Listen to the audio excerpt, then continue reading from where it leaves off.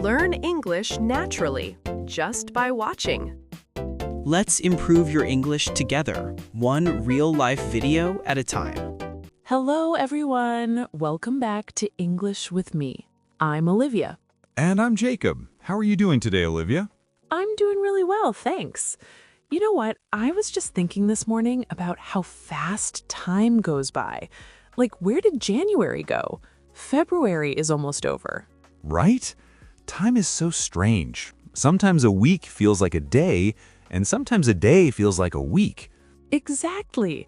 And that's actually what we want to talk about today. We're going to discuss something that I think every English learner worries about sometimes.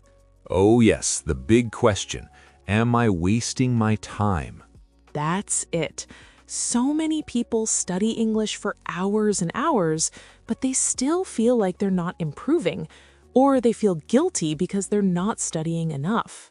It's a really common feeling, and today we want to help you think about time in a different way. We're going to share some simple ideas about how to stop wasting time and actually make progress with your English. But here's the thing, and this is important. We're not going to tell you to study more hours every day. No way, that's not realistic for most people. We're going to talk about being smarter with the time you already have. Exactly. So grab a cup of tea or coffee, get comfortable, and let's have a chat about time, English learning, and how to stop feeling guilty about it all. Let's jump in. So, Jacob, let's start with the basic question. What does wasting time actually mean? That's a good place to start. I think wasting time means using your time for things that are neither important nor helpful for your growth. Neither important nor helpful. I like that definition. Right, because here's the thing. Watching TV can be wasting time, or it can be learning time. It depends on what you're watching and why. Oh, that's such a good point. If you're watching a show in English and you're paying attention to the words and phrases, that's not wasting time. Exactly. But if you're just scrolling through your phone without really paying attention to anything, that's probably wasting time. I do that sometimes, I'll be honest. I'll pick up my phone to check one thing, and then suddenly 30 minutes have passed and I don't even remember what I looked at. We all do it. That's why I love this metaphor I heard recently. Think of time like water in a bottle. Water in a bottle? Yeah, you only have a certain amount of water in your bottle. If you pour it on the floor, you can't drink it later. It's gone. Oh, I really like that image. So every time we waste time, it's like pouring water on the floor. Exactly. You can't get it back. Time is the one thing you can never get more of. That's true, but that also sounds kind of scary. Like, should we stress about every single minute? No, that's not what I mean. There's another metaphor that I think is gentler. Think of time like sand in your hands. Sand in your hands. Okay, tell me more. Well, if you hold sand loosely and you're not paying attention, it just slips through your fingers. But if you're intentional, if you cup your hands carefully, you can keep the sand there. Oh, I love that. So it's about being intentional with your time, not stressed, just aware. Exactly, being intentional. That's our second vocabulary word, by the way, listeners. Intentional means doing something on purpose rather than by accident. Right. So intentional learning is when you decide I'm going to learn these 3 words today, instead of just hoping you'll learn something somehow. Perfect example. Which brings us to our first tip for stopping wasting time. Ooh, let's hear it. Make a tiny plan. A tiny plan, not a big plan? Nope, tiny. Here's why. Think of a plan like a GPS in your car. Okay, I'm following you. If you just get in your car and start driving without putting an address in the GPS, what happens? You just drive around in circles. You might go somewhere, but you don't know where you're going. Exactly. That's what happens when people say, I want to improve my English. That's not a plan. That's just driving around. So what's a better plan? A better plan is tiny and specific. Like, today I'm going to learn 3 new words about food. Or I'm going to watch one 10-minute video about the weather. Oh, that makes so much sense. because improve my English is too vague. There's our second vocabulary word. Vague means not clear or specific. Right. Improve my English is vague, but learn 3 new words is specific. I can do that. I know when I'm finished. Exactly. And here's the secret. Tiny goals feel good when you complete them. Big, vague goals just make you feel bad because you never feel like you're done. That's so true. I always feel better when I can check something off my list. Me too. It's like collecting small wins instead of waiting for one big win that never comes. I love that. Okay, so we've got make a tiny plan. What's the second tip? Use your pocket time. Pocket time? That's a cute phrase. What does it mean? Pocket time is all those little gaps in your day. You know, when you're waiting for the bus, or washing the dishes, or standing in line at the store. Oh, those little 5-minute moments. Exactly. Most people think, oh, it's only 5 minutes. I can't do anything useful in 5 minutes. But that's not true, is it? Not at all. Think of it this way. Those 5-minute moments are like small coins. Coins? Yeah, if someone gives you a 5-cent coin, you might think, this is nothing. I can't buy anything with this. But if you collect lots of 5-cent coins, eventually you have enough money to buy something good. Oh, I see. So if you collect lots of 5-minute moments, they add up to something big. Exactly. If you use 10 5-minute pockets of time each day, that's 50 minutes of learning. Wow, that's almost an hour. And it didn't feel like studying for an hour. Right. It's much easier to find 10 5-minute gaps than to find one 50-minute block of time. Okay, but what can you actually do in 5 minutes? So many things. You can review 3 flashcards. You can listen to part of a podcast, like this one.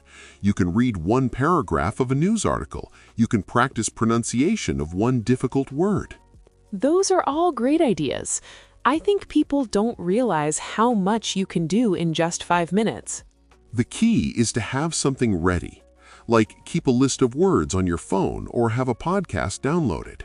Right, so when you have that pocket time, you don't waste it deciding what to do. You already know. Exactly. Be intentional with your pocket time. There's that word again, intentional. Okay, what's the third tip? Number 3 is make English fun. Oh, this is my favorite one. Mine too. Here's the thing. If learning feels like punishment, your brain will resist it. That's so true. I remember when I was learning Spanish, I tried to force myself to do these really boring grammar exercises every day. How did that go? Terrible. I would find any excuse not to do it. I'd suddenly need to clean my whole apartment or do laundry or anything else. Exactly. Your brain was saying, this is boring, let's do something else. So what should people do instead? Connect English to things you already enjoy. Do you like music? Love it. Then listen to English songs. Do you like cooking? Yes. Watch cooking videos in English. Do you like funny videos? Of course. Find English comedians on YouTube. I see what you're doing. You're saying that English doesn't have to be textbooks and grammar exercises. Exactly. English is everywhere. Find the version of English that makes you happy. And then learning doesn't feel like work anymore. Right. It feels like entertainment that also happens to teach you something. I think this is so important because if you enjoy it, you'll do it more. And if you do it more, you'll improve faster. Exactly. It's a positive cycle instead of a negative one. Okay, so we've talked about making tiny plans, using pocket time, and making English fun. What's number 4? Number 4 is watch out for time thieves. Ooh, time thieves. That sounds dramatic. I like it. It's a good name, right? Time thieves are things that steal your time without giving you anything back. Like what? The biggest one is probably social media. Oh no, you're calling me out. I'm definitely guilty of this. We all are. That's why they're called thieves. They're sneaky. You don't realize they're stealing your time until it's gone. That's true. I'll think, I'll just check Instagram for a minute, and then suddenly 20 minutes have passed. Exactly. And here's the thing. I'm not saying social media is evil or you should never use it. Good, because I'm not going to stop using it. Me neither. But we need to protect our time. We need to set rules. What kind of rules? Like, I can check social media, but not while I'm supposed to be studying.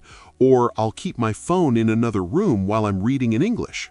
Those are good rules. It's about being aware of where your time is going. Exactly. And this connects to another vocabulary word, distracted. Being distracted means your attention is jumping to different things instead of focusing on one thing. Right. Social media makes us distracted because we're always jumping from one post to another, one video to another. Exactly. And when you're distracted, you can't learn very well. Your brain needs focus to really learn something new. So time thieves steal our time and make us distracted. They're double trouble. That's a great way to put it. So what do? We protect our time. We set rules. We put the phone away when we're learning. Perfect. And here's a question for our listeners to think about. What are your time thieves? Is it social media? Is it TV? Is it something else? Once you know what they are, you can protect yourself from them. That's great advice. Okay, so what's the fifth and final tip? This one might surprise people. The fifth tip is rest is not wasting time. Oh, I wasn't expecting that one. I know. A lot of people feel guilty when they rest. They think, I should be studying or I should be productive. I definitely feel that way sometimes. But here's the truth. Your brain needs rest. Think of your mind like a phone battery. A phone battery? Yeah, when your phone battery is at 5%, what happens if you try to use it? It dies, or it's really slow and nothing works properly. Exactly. Your brain is the same. If you're exhausted and you try to study, it won't work well. You'll read the same sentence 5 times and not understand it. Oh my gosh, that happens to me all the time when I'm tired. Right. So what should you do? Rest. Charge the battery. Exactly. Take a nap. Go for a walk. Watch something fun. And don't feel guilty about it. Because rest is part of learning. Yes, your brain processes information while you rest. Sleep is actually when your brain moves things from short-term memory to long-term memory. So if I learn new words and then I sleep, my brain is working on remembering those words while I sleep. Exactly. Sleep is think of it like saving a document on your computer. You need to click save or you'll lose all your work. And sleep is the save button for our brains. Perfect analogy. So rest isn't wasting time. Rest is investing in better learning later. There's another vocabulary word, invest. To invest means using time or energy now to get something better in the future. Great explanation. When you rest, you're investing in your future energy and focus. I love this tip because it takes away the guilt. A lot of learners feel so guilty when they're not studying. I know, but guilt doesn't help anyone learn better. Balance is what helps. Balance. That's our last vocabulary word. Balance means having a healthy mix of different parts of life. Right. You need study time, but you also need rest time, fun time, work time, time with friends and family. All of it together creates balance. Exactly. And when you have balance, you actually learn better because you're not burned out and exhausted all the time. This is such important advice. Okay, so let me recap all 5 tips. Are you ready? Ready. Tip 1. Make a tiny plan. Be specific about what you want to learn today. Just one. Don't try to do everything. Maybe you want to learn 3 new words, or watch 1 short video, or practice 5 sentences. Whatever it is, make it tiny and specific. Step 2. Decide when you're going to do it. Right. Use your pocket time. Maybe you'll do it while you're eating breakfast, or on your lunch break, or before you go to bed. The important thing is to decide when, not just sometime today. Exactly, because sometime today usually becomes never. So true. Okay, step 3. Make it fun. This is where you connect English to something you enjoy. If you're learning new words, learn words about your hobby. If you're watching a video, choose a topic that interests you. Don't force yourself to learn business English if you hate business. Learn about cooking or sports or movies or whatever you love. Exactly. And then, step 4, be kind to yourself. This one is so important. When you finish your tiny goal, even if it's just 3 words, celebrate a little bit. Say to yourself, "Good job, I did it." Don't focus on everything you didn't do. Focus on what you did do. Exactly. Learning a language takes time. Years, actually. So you need to be patient and kind with yourself. If you're mean to yourself, you'll just feel bad and give up. Right. But if you celebrate small wins, you'll feel good and want to keep going. It's all about that positive cycle again.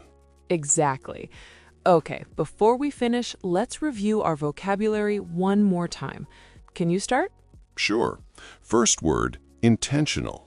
Doing something on purpose rather than by accident. I made an intentional choice to study English today. Perfect. Second word, vague. Something that is not clear or specific. My goal was too vague, so I couldn't measure my progress. Third word, distracted. Being unable to focus because your attention is jumping to different things. I was so distracted by my phone that I couldn't concentrate on reading. Fourth word, invest. Using time or energy now to get something better in the future. I invest 30 minutes every day in learning English. And fifth word, balance. A healthy mix of different parts of life. I try to find balance between studying, working, and relaxing. Excellent. These are all really useful words for everyday English. They really are. And notice how we use them naturally in our conversation today? Exactly. That's the best way to learn vocabulary, in context, not from a list. Although lists can help too, there's no one perfect way to learn. Right. Everyone is different. The key is to find what works for you. And to remember that learning English is a journey, not a race. Such a good point. You're not competing with anyone else. You're just trying to be a little bit better than you were yesterday. And if you use these 5 tips, tiny plans, pocket time, making it fun, avoiding time thieves, and resting when you need to, you'll make steady progress. Without feeling guilty or stressed all the time. Exactly. Language learning should be enjoyable. It should feel like you're opening doors to new conversations, new friends, new ideas. Not like you're taking a really difficult test every day. Right, although tests have their place too, but that's not what daily learning should feel like. Absolutely. Okay, I think we've covered everything. What do you think? I think this was a really helpful conversation. I hope our listeners feel encouraged, not pressured. Me too. The whole point is to help you feel better about your learning, not worse. And remember, listeners, if you only remember one thing from today's episode, remember this: tiny steps every day are better than giant steps once in a while. Perfect summary. Okay, everyone, we're coming to the end of today's episode. Thank you so much for listening to English with me today. We really appreciate you spending this time with us. We hope this conversation about time and learning gave you some useful ideas. Maybe you'll try one of our 5 tips today. And remember, you don't have to do all 5. Just pick one. Make it tiny, make it doable. Exactly. Start small, be kind to yourself, and enjoy the process. If you enjoyed this episode, we'd love to hear from you. You can leave us a comment or send us a message. And if you want to practice your English by writing to us, that's even better. Tell us which tip you're going to try first. We really do read your messages, and we love hearing about your English learning journey. So until next time, keep learning, keep listening, and remember, every small step counts. Bye for now.